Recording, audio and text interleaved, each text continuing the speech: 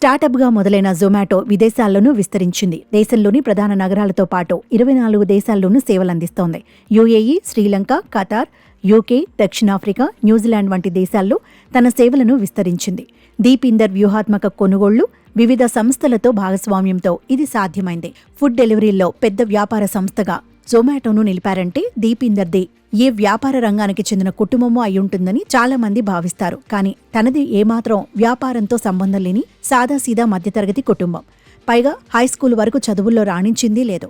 సంప్రదాయ కుటుంబంలో 1983 జనవరి 26న జన్మించిన దీపీందర్ 2005లో ఐఐటి ఢిల్లీ నుంచి మ్యాథమెటిక్ అండ్ కంప్యూటింగ్లో బీటెక్ పూర్తి చేశారు. గ్రాడ్యుయేట్గా అందరిలాగానే ఉద్యోగ జీవితం ప్రారంభించారు. బెయిన్ అండ్ కంపెనీలో సీనియర్ అసోసియేట్ కన్సల్టెంట్గా ఉద్యోగంలో చేరాడు.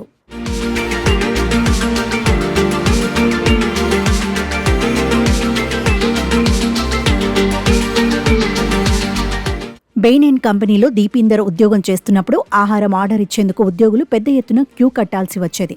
తను ఆ విషయంలో బాధితుడే. రోజూ అదే తనతో. తనకే ఒక్కోసారి విసుగొచ్చేది.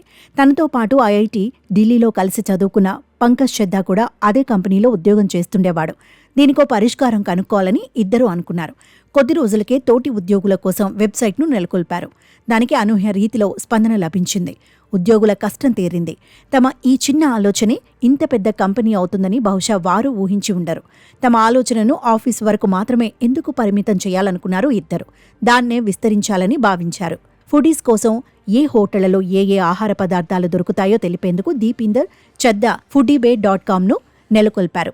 తొలుత ఢిల్లీ పరిసర ప్రాంతాల్లోని రెస్టారెంట్ల గైడ్ను అందుబాటులో ఉంచారు. ఆయా రెస్టారెంట్లు మెనూలు, రివ్యూలు, రికమెండేషన్లు అందించేవారు. ఢిల్లీతో పాటు ప్రముఖ నగరాలకు విస్తరించారు. తర్వాత దాన్నే జొమాటోగా పేరు మార్చి ఫుడ్ డెలివరీ ప్లాట్ఫామ్గా మార్చారు.